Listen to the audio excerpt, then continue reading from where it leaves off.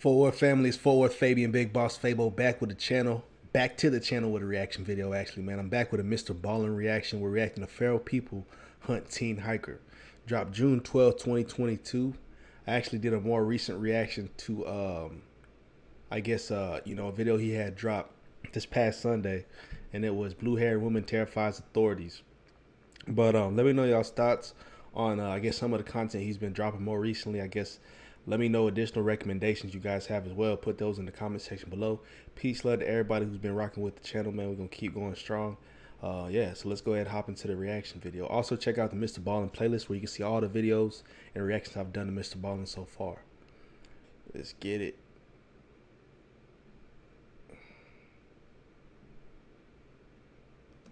In 2008, a teenager was hiking through a very dense forest in Northern California when he decided to stop and make camp for the night. He walked several hundred feet off the main trail into the forest where he found a small clearing, and there he would set up his tent and he would climb inside and go to sleep. A few hours later, he would wake up because he thought he heard something outside of his tent. But there were no windows on his tent, and it was totally pitch black outside, so he can't see anything. And so he's just laying there listening, trying to discern what's going on outside.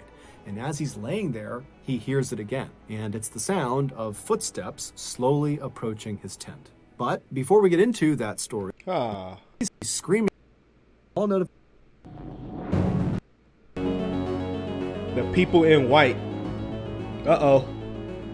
Based on an unverified first-hand account by Reddit user. In 2007, the now famous cult classic movie, Into the Wild, was released to movie theaters for the first time. The movie, which is based on a true story, centers on the life of a young man named Christopher McCandless. In 1990, Christopher graduated from a really good school with honors, and by all accounts, he could have gone on to get a really good, high-paying job, but Christopher didn't want a job. He wanted freedom. And so without telling his parents, because they would not have been happy about this idea, he gave away all of his possessions, he gave all his money to charity, and he headed off to Alaska to live off the grid by himself. He eventually would find this rusted out old city bus in the middle of the Alaskan wilderness, and he would make this bus his shelter, and he would live inside of this bus for 113 days before he unfortunately died of starvation. While Christopher's story is obviously tragic, the movie about his life, Into the Wild, really focuses on Christopher's unrelenting spirit and his constant drive towards getting the thing he wants the most, which is freedom. And so at the end of this movie, the audience is left feeling not sad, but inspired. Inspired to take big risks in life and seek out adventure before it's too late. One audience member who was totally inspired by Christopher McCandless's life. Y'all gonna have to remind me of the Into the Wild story.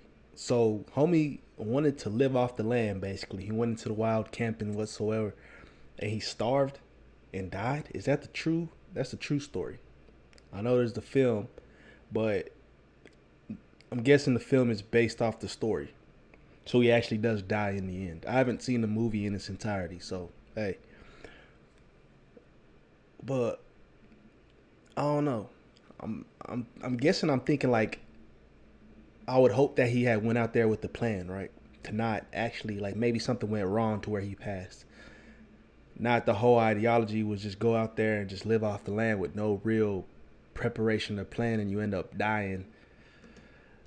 Somebody fill me in. Story was an 18-year-old young man named Matt Higgins who lived in Oregon. Matt was about to graduate high school, and unlike a lot of his peers, he had no idea what he should do after graduation, whether it was get a job or go to school. But after watching Into the Wild, a third option appeared to him, which was to head off into the wild, just like Christopher McCandless had done, except not permanently. Matt quickly fell in love with this option. He viewed it as a chance to kind of take a break from reality and go find himself, and then at the end of his stint in the wild, he could come back and, get a job or go to school. And so Matt's official Into the Wild plan was that he would graduate in 2007, and then in the spring of 2008, he would hike the entirety of of the California section of the infamously rugged and beautiful Pacific Crest Trail. And he would do this all on his own. This section of the Pacific Crest Trail that he planned on hiking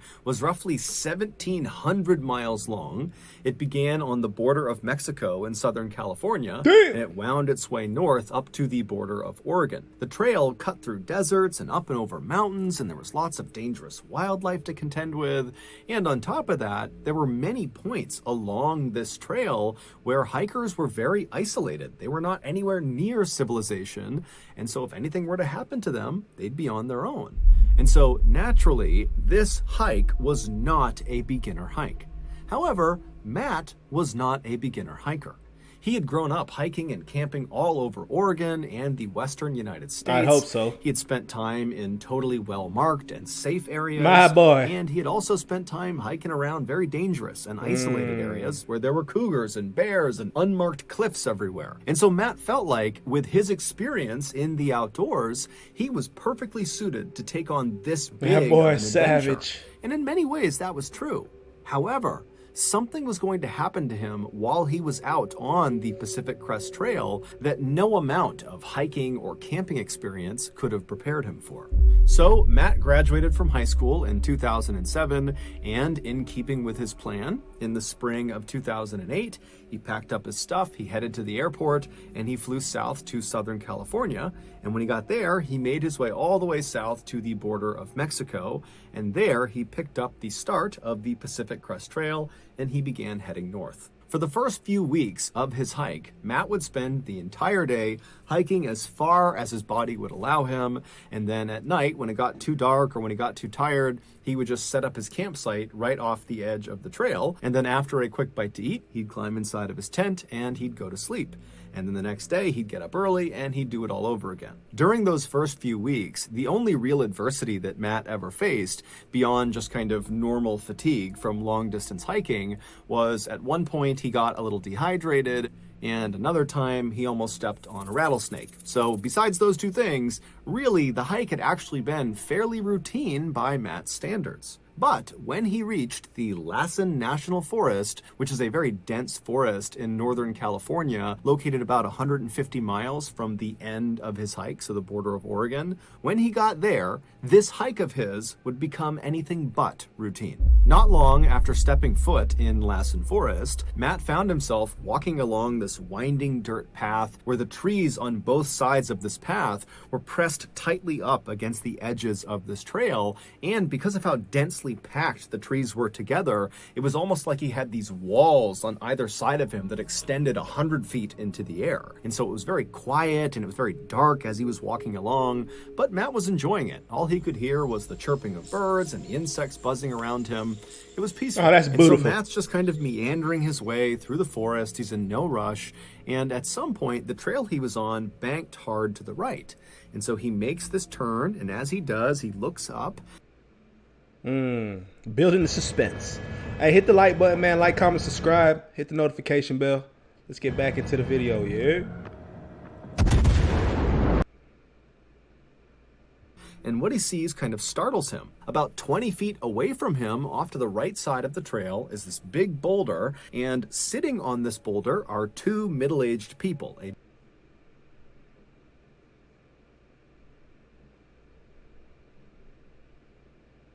man and a woman. They were both dressed head to toe in white.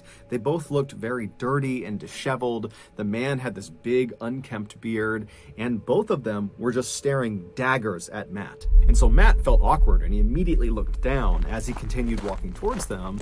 But as he got within a few feet, he looked up and kind of awkwardly smiled at them and waved and said hi, and they didn't respond. They just continued to stare at him with no discernible expression on their face, and they watched him as he walked right past them.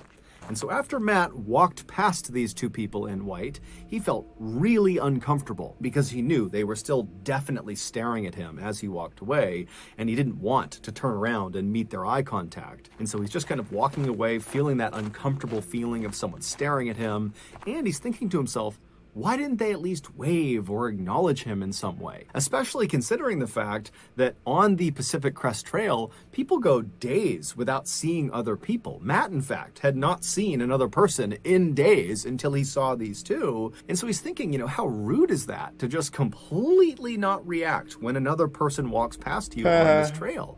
But Matt told himself, you know what? I don't know these people. I don't know what their issues are. For all I know, they're foreign and they didn't understand what I said. And so maybe that's why they didn't say hello back. Who knows? But you know what? It's none of my business. And so Matt just continued walking along. He never turned around to look back at these two people in white. He just carried on. A few hours later, when the sun was starting to set, Matt was still walking along this winding trail with these huge trees on either side of him, and so visibility was getting pretty poor, and so he began looking for a place to make his camp. But because of how close these trees were to the edge of this trail, and considering how dense these trees were, there was no spot for him to make his campsite without completely blocking the trail. And Matt did not want to block the trail for other people, and so what he did is he left the trail and he walked 300 feet or so. That's too far, my these boy. Thick trees. That's too far. 300 feet, man. Come on. You could have went 50 yards. Like, come on, my boy. 20 yards. I don't even know. What's that in feet? Where he found this little clearing, and that's where he set up his tent. Once it was all set up, he made some food for himself on his little stove, and then after he was done eating, he packaged up all of his leftover food inside of a waterproof bag, and he sealed that up, and then he tied some cord to the bag and threw the bag up and over a branch of a nearby tree and kind of tied it off so the bag was sitting well off the ground. This was to make sure no bears could get to his food. And so after his leftovers were secured high up in a tree, it was totally pitch black outside, and so Matt just climbed into his tent, he zipped it up, climbed into his sleeping bag, and he fell asleep. The next morning, Matt got up right as the sun was starting to rise, and so it was still pretty dark outside, but there was a little bit of light. And so Matt unzipped his tent and he looked outside, and the first thing he noticed was his bag of food that he had put up in the tree was gone. And so Matt stepped out of his tent and he looked around thinking, maybe it fell to the ground or something, but it wasn't there. It was just gone. And so Matt thought to himself, I didn't hear anything last night, but I guess a bear must have come into the campsite, found the food, and run off with it. And so Matt began walking over to the tree where he had strung the food up to begin looking on the ground for bear prints to confirm his theory that that was who took his food. And so he walks over, he's looking around, he doesn't see any bear prints, but he does see 2 sets of human boot prints, neither of which were his. And before he could even process that, he realized these prints, these human prints, were not just underneath this tree where the food was. These prints, as he looked around him, extended all the way up to his tent and all around his tent and all over his campsite. And so as Matt is looking at this crazy trail of human prints all over the place, he's thinking to himself, how is this possible? I went to bed last night when it was already pitch black outside, and I got up basically right at sunrise, so it was still dark outside. So these 2 people that were walking all over my campsite and cutting my food down, they somehow navigated here 300 feet off the main trail in the middle of nowhere. They navigated here in total pitch blackness. Night vision. And they did it silently without waking me up. How is that even possible? And so after running through this thought process, Matt realized the only logical conclusion was that the 2 people he saw on the rock, the people in white, had followed him after seeing him. They saw where he left the trail, and they had waited until he fell asleep and then snuck out and robbed him. As Matt's thinking about this, he suddenly realized that maybe they're still around. Maybe he's still being watched. And so he began whipping his head around, looking in all directions, almost expecting to see the man and the woman in white kind of poking out from behind a tree. But when he looked around, he couldn't see anyone. However, he started to get that sense that he was being watched. And so feeling really uncomfortable, he quickly packed up his campsite and walked as quickly and calmly as he could toward the trail. And as he walked, he kept thinking to himself that these people are going to jump out from behind a tree, or they're going to grab me from behind. And so he's walking faster and faster. That boy paranoid. And he finally gets to the trail, and he looks down the trail and up the trail. He kind of looks all around. He doesn't see anybody. And so he tells himself, okay, they're gone. So he took a deep breath, he composed himself, and he started walking north again along the trail. Matt walked for several hours, periodically looking over his shoulder, again expecting to see the man and woman in white, but he never did. And eventually, this narrow path kind of cutting through the dense forest opened up to this big, beautiful field. And by that point, the sun was high in the sky. And so Matt's walking in this very beautiful open area. He can see in all directions. There's sunlight beaming down on him. And so even though he was totally rattled by what had happened the night before, he found himself kind of becoming more at ease about the situation. He was far less paranoid, and he began telling himself, you know, as creepy as it is that those people in white almost certainly followed him and snuck up on his campsite in the middle of the night, as bad as that is, he thought, you know what? They probably were just super hungry, and they clearly needed the food more than he did. And so, you know what? Those people, they can have my food, whatever. And so Matt just continued on telling himself he would never have to deal with the people in white ever again. That boy lost. However, he would be wrong. He delusional. Stack It Up stands out. They from gonna other rob him DSPs again. I already because, know. Look, you can go anywhere and get a lot of this audience data. Hit that like button.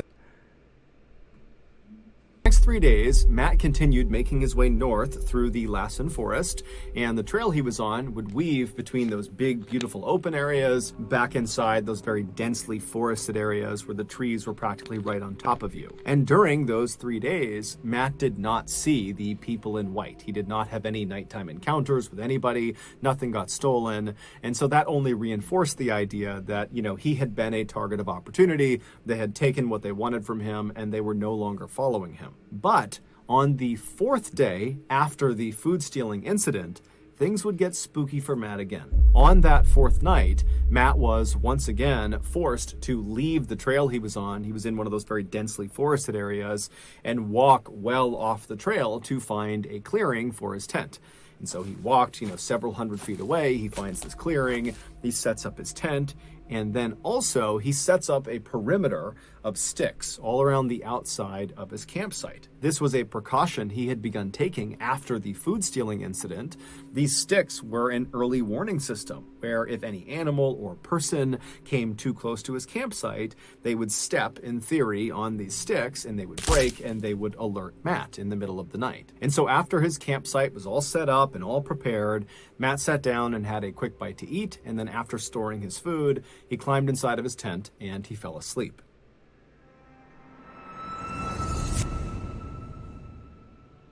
Before we soup meal, aioli, all those family. Speaking of perfect,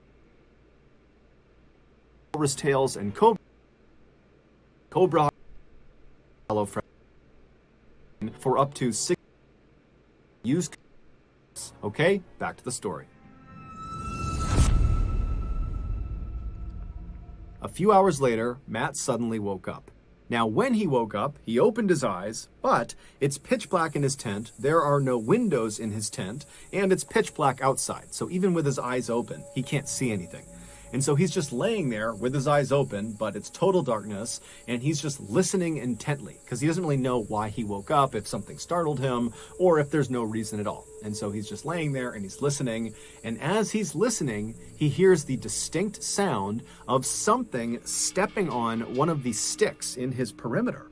And so he hears the stick break and his heart just starts racing because he knows that an animal or a person is just a few feet away from him. And so instinctively, he kind of begins to pull his arm as quietly as he can out of his sleeping bag, and he reaches over and he grabs his hunting knife. And as he grabs the handle of the knife and he brings it closer to him, he hears the sound of more footsteps. Whatever has stepped on the stick has not slowed down at all. They don't care about the sound they just made. They're still moving towards his tent. And so Matt's starting to get really freaked out because he knows that, you know, it could be an animal, but just a couple of days ago, 2 people were in his campsite stealing his food and walking all around his tent. And so that's what's going through his head. And so Matt's laying there preparing himself to potentially have to slash out if anybody came close to his tent. I mean, he's in the middle of nowhere. If a person is out here, it's not his friend. And so he's laying there, he's kind of shaking and he's listening really intently, and the footsteps are just getting closer and closer and closer to his tent until they stop right next to his head. They are literally about a foot away from him. And so he can't see anything. He's just listening really intently. And then he starts to hear whispering. But the whispering is not coming from this person right here. The whispering is coming from everywhere in the forest. It's coming from all different directions. And so Matt doesn't know what to think about this. And as he's hearing this whispering, which is getting more and more frantic, whoever is standing right outside of his tent begins circling his tent. So now he hears footsteps just walking in a circle around his tent while frantic whispers are coming in from all directions. And so at this point, Matt is so terrified, he's just frozen. He knows that he's holding that knife, but he won't be able to do anything with it. He's just petrified. And then as soon as this total nightmare had begun, it just stopped. The whispering, silence. The footsteps stopped. And so in a way, it was kind of relieving, but in another way, Matt's laying there thinking, I want to hear the sound of footsteps. The spirit of the forest. Steps retreating into the forest, leaving. But I haven't heard that. It went from footsteps all around the tent and whispering everywhere to silence, as if whoever is out there is still out there. And they're just standing there waiting for him. And because it's so dark, he can't even look. He can't look outside and see. And so he's left just laying in his tent, wondering if 1, 2, 3, 4, 5, 10 people are just waiting outside of his tent. He's got no idea. And so finally the sun would come up in the morning. And again, Matt has not heard the sound of retreating footsteps. And so maybe they're still just standing outside. But once the sun had totally come up and there was some light outside that he could see through his tent, Matt decided he just had to check. And so he reached over and he quickly unzipped the flap of the tent and he looked outside. He didn't see anyone. He leapt outside with his knife, ready to confront anyone who was out there, but there was no one. And so Matt, he's not thinking, oh great, they're gone. He's thinking, are they just like a few feet away, hiding behind trees? And so for a few minutes, Matt just began looking all around his campsite, kind of expecting to see, those people in white or other people he doesn't know, but he doesn't see anyone. And then Matt starts thinking to himself, was this just a nightmare? Did that not even happen? Am I imagining this? But when he looked down, he saw clear boot prints all over his campsite, including a nice track all the way around his tent.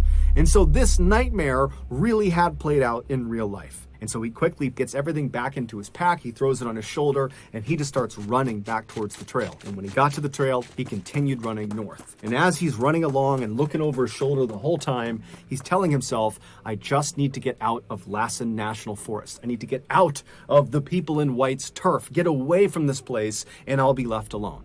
And so that motivated him to spend the whole day moving as fast as he possibly could. And by that afternoon, he had finally escaped Lassen National Forest. He was out and he was in one of these smaller towns that kind of butted up alongside this forest. And so that night, he camped out right near this town. He wanted to be as close to civilization as possible to ensure his safety. And so as he's laying in his tent that night, he began thinking about what had happened over the past couple of days.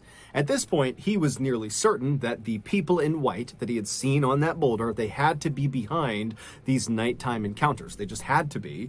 And so he's thinking to himself, okay, well, the first encounter I had with them, when they stole his food, yeah, that's creepy, but it makes sense. They followed him. Them boys went was to his hungry. Campsite. They stole his food. Okay, fine. That makes sense to him. But the second encounter, the one that had happened the night before, that didn't make any sense. Assuming it was, again, the people in white responsible, that meant they had been following Matt the whole time, and he had not seen them somehow, even though over the last couple of days, he had been looking over his shoulder constantly, looking for those people. But he didn't see them, and they still managed to follow him all the way over several days to this other unmarked campsite, hundreds of feet off the main trail. So how did they do that? And then two, once they were at his campsite and he's laying there listening to them, walking around the campsite, whispering to each other, what were they doing? And then how did the footsteps and whispering just stop immediately and he didn't even hear the sound of them retreating into the woods? How did they do that? And so Matt would go over this and over this until finally he would fall asleep. And then the next morning when he got up, it was the first thing he was thinking about, the people in white. What were they doing and why and where were they? And so as Matt packed up his campsite that morning, it did cross his mind, that maybe he should just stop the hike right now and call his family, have them come pick him up and get out of here. But smart man. hike, this huge hike he had planned was really important to him. Come on, bro. And he was Let's only go about home. 100 miles away from the finish line, which meant he had already hiked over 1,600 miles. Damn. He just didn't want to quit. He wanted to finish what he started. And so he packed up his stuff, he threw it over his shoulder, and he continued on. And so that day, Matt would leave that little town, and he would make his way up into another very dense forest called the Mount Shasta forest. Mount Shasta was a lot like the Lassen forest, except Mount Shasta has a very disturbing backstory. I'm making this quick video Mount because Shasta. it has been 1 month since joining the Cashflow 101 system, and so Specifically, lots and lots of people go missing inside of Mount Shasta, and often they go missing under baffling circumstances. Bruh, I would have, like, knowing this information, I'm not going to do the hike. I'm going to call my parents like he had mentioned, hey, come pick me up in this town. You know, I'm done. You want to, like, finish the remainder of the hike in a specific area where people naturally go missing. The most frightening of these missing persons reports are when someone comes back, the survivor of the event, and they will say, you know, they saw their hiking companion. They clearly saw them. And then they turned their back on them just for a few moments, few minutes, whatever it was. And when they turned back around, the person they were with was now gone. No trace of them, nothing. They're just gone. And despite a massive search for them, they're never found again. There is a distressing number of missing people in Mount Shasta that sound just like that. It's totally terrifying. So with that in mind, Matt makes his way into the Mount Shasta forest. With that in mind. And even though it totally stressed him out to once again be walking on these dirt pathways where the trees are very tight on either side of you, they're very dense, and as he's walking, he's kind of looking in both directions, expecting to see somebody watching him. Despite feeling that way, Matt just continued to stay focused. See, why would you do that to yourself? Put yourself through that anxiety, through that worry. You know what I mean? Like, that's not a way to finish the rest of the hike. All worried, oh, is somebody watching me? Nah, I would want to be comfortable and natural in my element. And kept telling himself to just continue on because you're so close to the end. And so the first 3 days that he was in the Mount Shasta forest, Matt would just keep his head down and very stoically every day he would just hike as far as he possibly could. In the evening, he would set up his campsite either right off the trail or maybe a little ways off the trail in a clearing. And he didn't have any run-ins with the people in white or anybody else for that matter. He was totally left alone. But on his 4th day in the Mount Shasta forest, all that would change. On that 4th day, Matt found himself not inside one of those very dense forested areas. Real quick, hasn't it been the 4th day for every incident that happened? It was like 4 days after. Even in the previous forest, or am I tripping? But rather in this very open trail that was up on the side of this mountain. And because this trail was fairly high up in elevation, the tree coverage was fairly sparse. And so there was great visibility. He could see miles ahead of him, and when he turned around, he could see miles behind him.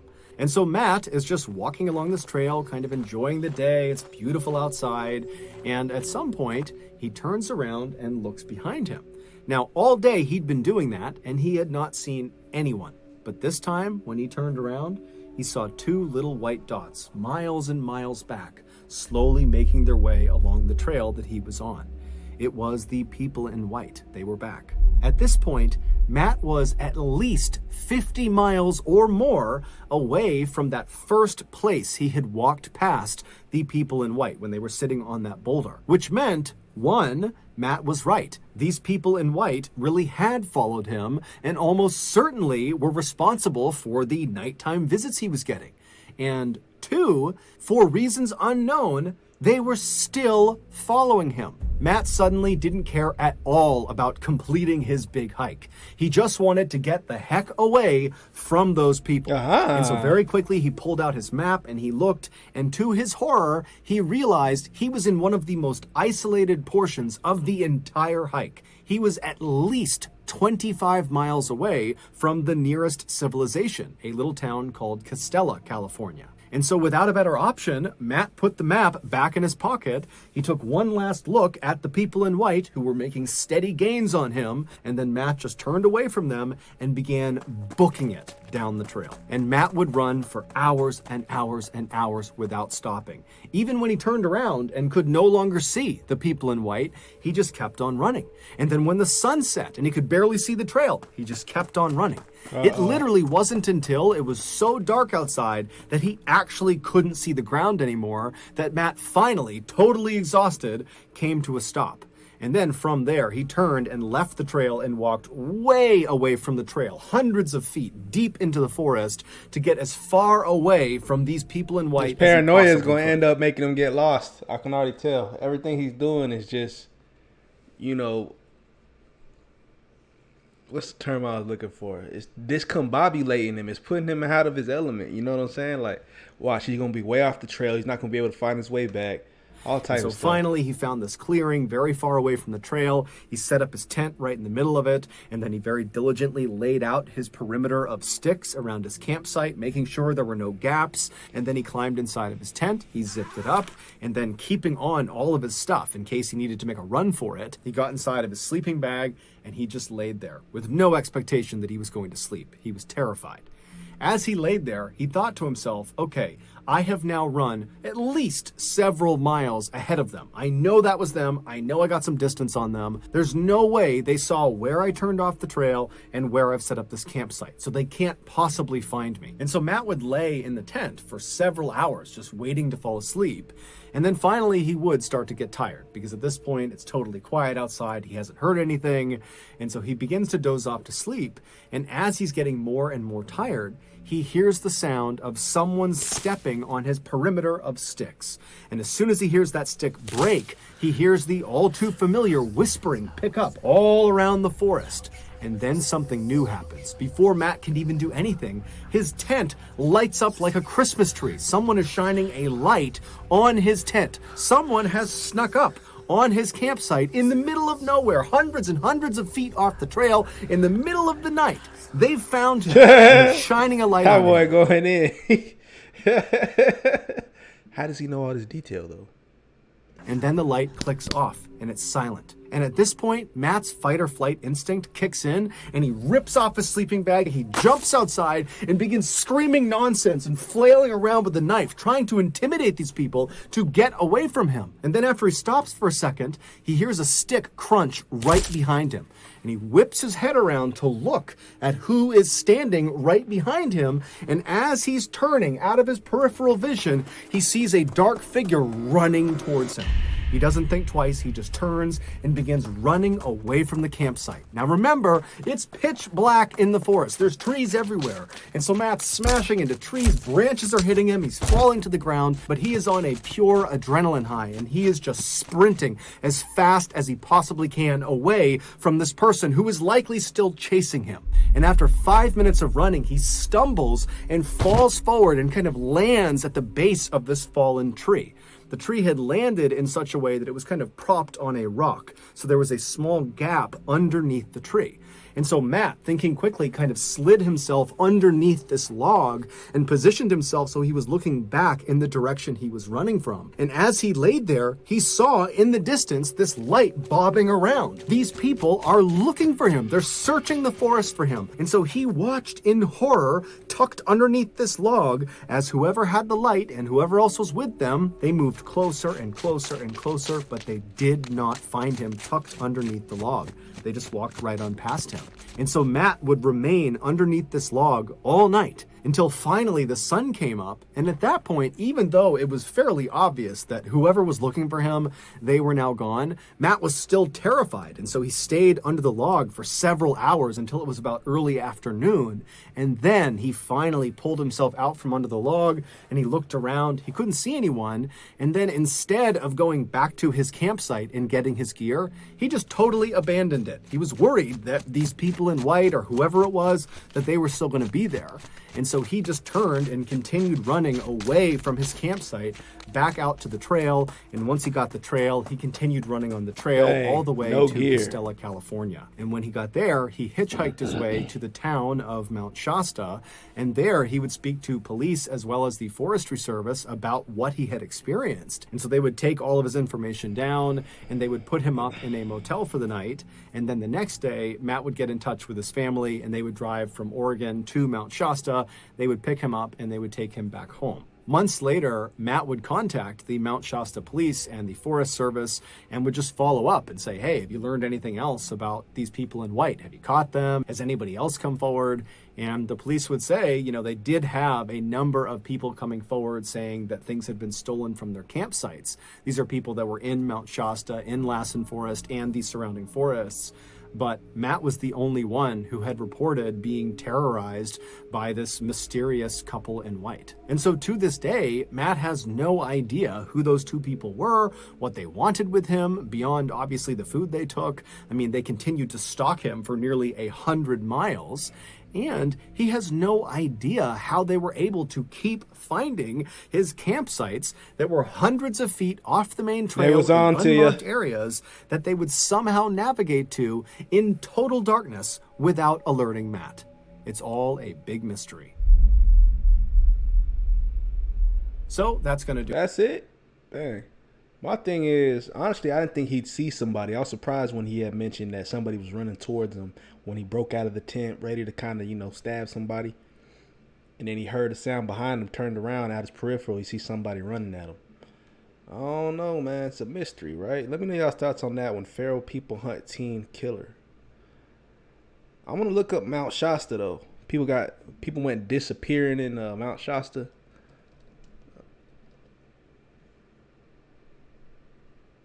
Mount Shasta.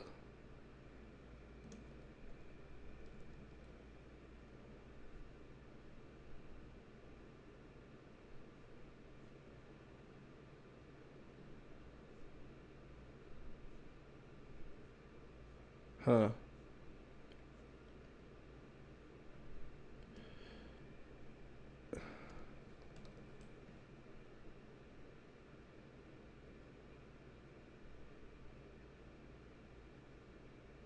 Not really finding anything. Mystery of Mount Shasta. Complex tunnel systems beneath the volcano. I don't know. I'm going to keep doing some research on that one, but let me know y'all's thoughts on that one in the comment section below. Like, comment, subscribe. Hit the notification bell. Follow me on Instagram, Twitter at FortWorthFabian. It's the road to 1 million, man. Check out the MrBallen playlist and keep recommending content in the comment section down below. We'll catch you guys in the next video. Peace.